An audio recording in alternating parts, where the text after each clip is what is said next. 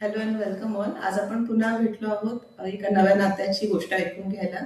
आज आपल्यासोबत आहेत गिरिजाचे भाऊ ओमकार. आपण जाणून घेऊया त्यांचा आजपर्यंतचं कसं नातं होतं, कसं त्यांना अडचणी आल्यात या कशा त्यांनी त्याच्यावर मात दिली, आपण जाणून घेऊया. वेलकम दादा. गिरिजासोबत तुम्ही लहानाचे मोठे झालेले आहात, तिला बघितले लहानाचं, तिला मोठं होताना तुमच्यासोबत.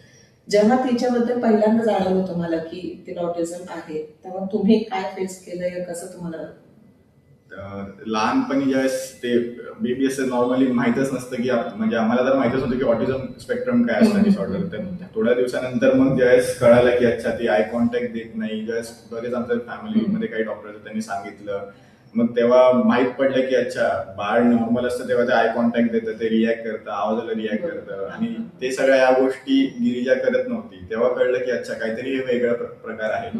मग त्यानंतर मग आम्ही गेलो डॉक्टरांकडे, तर त्यांनी सांगितलं की हा हे डिटेक्ट केलं की दिस इज ऑटिझम स्पेक्ट्रम डिसऑर्डर. तेव्हा तो नवीन शब्द कळला, त्याच्या आधी तर काही आयडियाच नव्हती. आणि तेव्हा मी अराउंड 8-9 मध्ये असेल, तेव्हा 8-9 मध्ये होतो जेव्हा ती गिरू जन्मली. आणि तिचं असं होतं की गिरू बेसिकली व्हेंटिलेटरवर होती काही दिवस, कारण की ती सफोकेट झाली होती बॉम्ब मध्ये असतानाच, कारण ते नाळ फास्ट बसला होता म्हणून. तर ते एक निमित्त झालं ऑटिझमसाठी, पण त्या निमित्ताने कळलं की ऑटिझम काय असतं. तर तसंच मग हळूहळू जर्नी चालू झाली की मग आम्ही ऑक्युपेशन थेरपी नावाची एक गोष्ट कळली. मग आम्हाला डॉक्टरने सांगितलं ऑक्युपेशन थेरपिस्ट कडे जा. मग त्यांच्याकडे गेलो आम्ही, त्याचे व्हिजिट्स जायचो, कधी मी घेऊन जायचो, कधी आई बाबा घेऊन जायचे, जसं जमेल ज्याला जमेल तसं आम्ही मग ते शेअर करायचो लोड. मग डॉक्टरकडे गेल्यावर मग ते वेगवेगळे एक्सरसाइज करून घ्यायचे, जसं की स्क्वीज करणं, फिलिंग झालं, किंवा मग गोष्टी फॉलो करणं, किंवा ते शेप एका शेपमध्ये टाकणं. तेव्हा ती एक नवीन दुनिया कळाली की बाबा असं पण एक सेगमेंट आहे, ऑक्युपेशन थेरपी पण एक गोष्ट असते. आतापर्यंत फिजिओथेरपी माहित होतं नॉर्मली.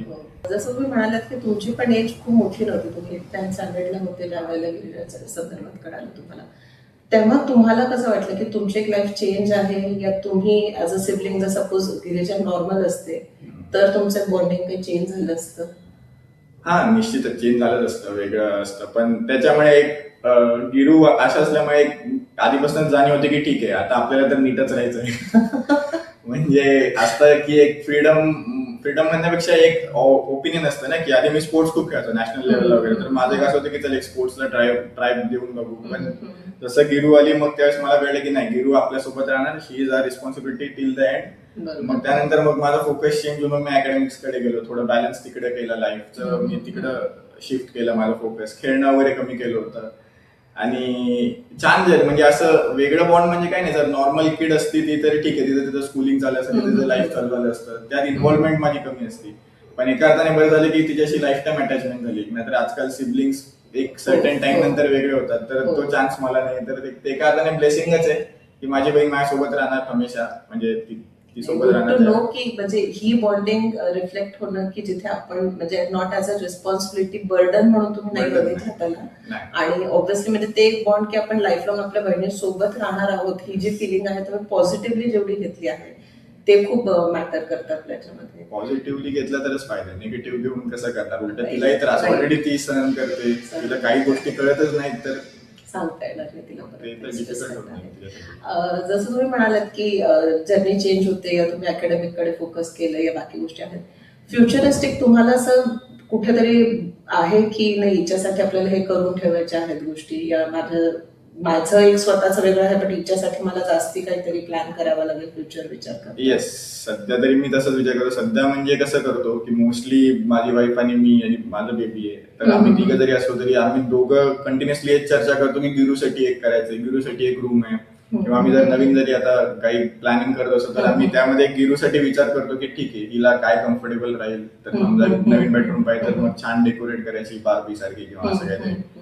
तर तिच्यासाठी तर नक्कीच राहणार आहे. म्हणजे आता एक्झॅक्टली असं SIPs वगैरे मी करतो प्लॅन, पण तिच्यासाठी असं स्पेसिफिक तिच्या नावावर काही नाहीये. बट मी एक्स्ट्रा शेअर्स नेहमी ठेवतो, फायनान्शियली पण ठेवतो, इमोशनली तर आहेच सोबत, आणि तो राहणार की ती सोबत आहे तर तिच्यासाठी नेहमी विचार राहणार असं आहे. जसं तुम्ही मेन्शन केलं की तुमची एक स्वतःची स्मॉल फॅमिली आहे, की वाईफ आहे, मुलं आहे, ते डिसिजन घेताना की आता लग्न करायचं आहे, या समोरची व्यक्ती आपल्या लाईफमध्ये आल्यानंतर गिरिजाला कसं एक्सेप्ट करणार, या त्या ज्या एक इमोशनल भावना असतात आपल्यामध्ये की कसं रिस्पॉन्सिबिलिटी शेअर होतील नाही होतील, किती इंटरॅक्शन होईल, जुळून कसे घेतील, ते या डिसिजन तुम्ही कसे त्याला हँडल केलं होतं त्यावेळेला? नाही म्हणजे लग्न करताना बेसिक असं काही मला एक्सपेक्टेशन काहीच नव्हतं. मला फक्त एक पाहिजे होतं की माझ्या बहिणीला ऍक्सेप्ट करणारी मला एक मुलगी पाहिजे जी मला ऍक्सेप्ट करेल. म्हणजे बरेच जणच असतं ऑब्व्हियसली, कुठली पण एक जर मुलगी आयुष्यात येते तर तिला प्रायोरिटी देणं एक्सपेक्टेड असतं. ती she should be the first priority.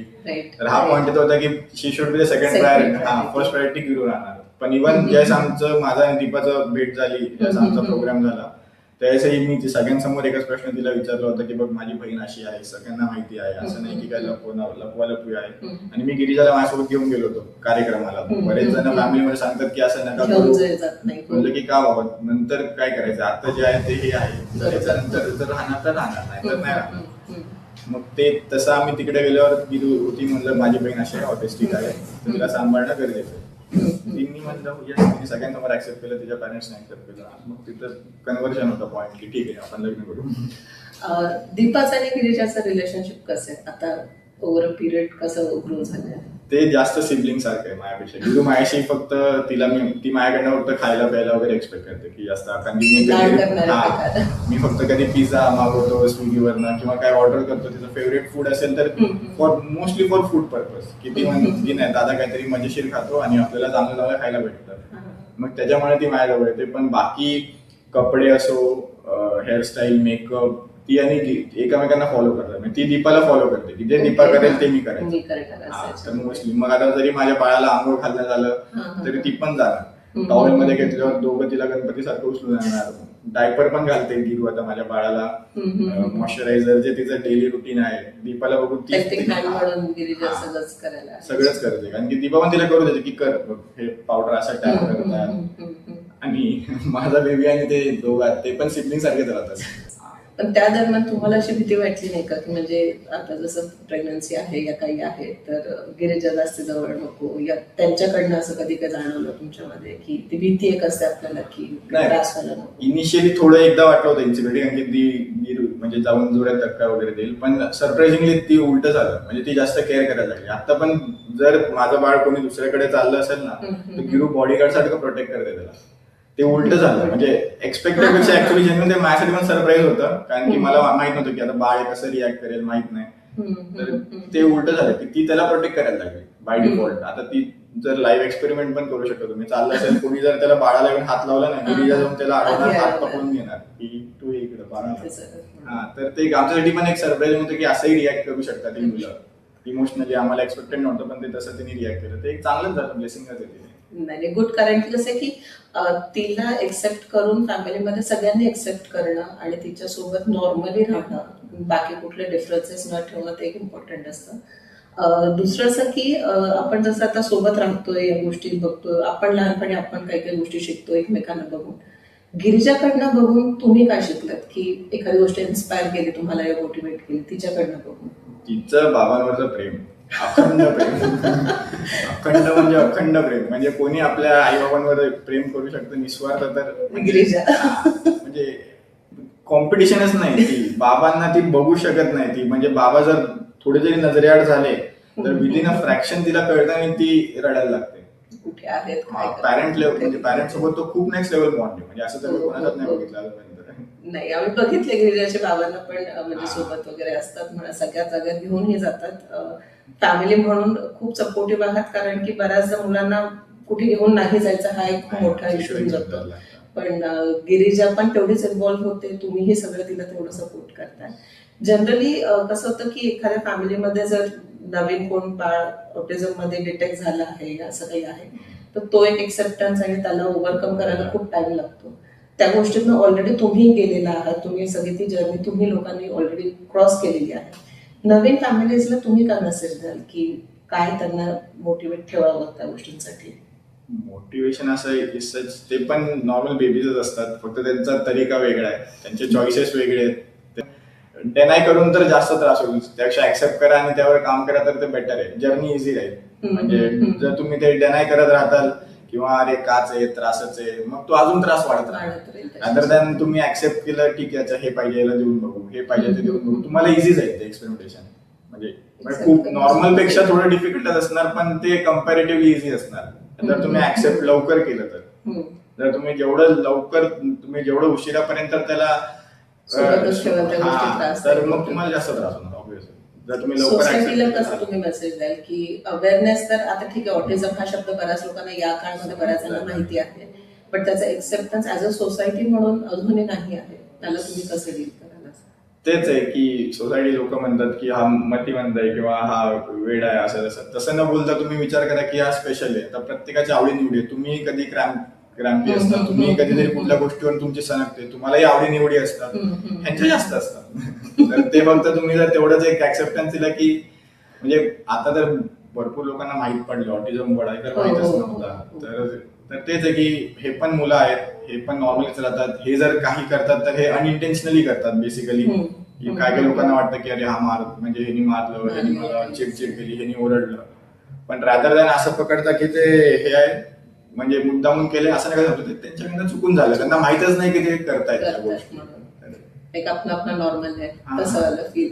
प्रत्येक जण वेगळे आहे. या वर्षाची थीम कशी आहे की ऑटिझम अँड ह्युमॅनिटी. तर याच्यावर तुमचा एक मेसेज काय असू शकतो? Humanity is autism.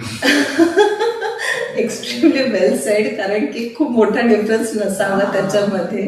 तुम्ही ऑटिझमला ऍक्सेप्ट करताय तर तुम्ही ह्युमॅनिटी ह्युमॅनिटी दाखवताय. दाखवताय, बरोबर. सेल्फ आहे. रिअली हॅट्स ऑफ की या फॅमिली सोबत आज आपण भेटलो की ज्यांच्याकडनं सगळं सपोर्ट आहे, या कशा पद्धतीने त्यांनी पुढे केलं, ओव्हरकम केलेल्या आहेत गोष्टी आणि किती पॉझिटिव्हिटी ठेवून या गोष्टी पुढे घेतलेल्या आहेत. नेक्स्ट टाइम पुन्हा भेटूया एका नव्या नात्यासोबत. थँक्यू. थँक्यू.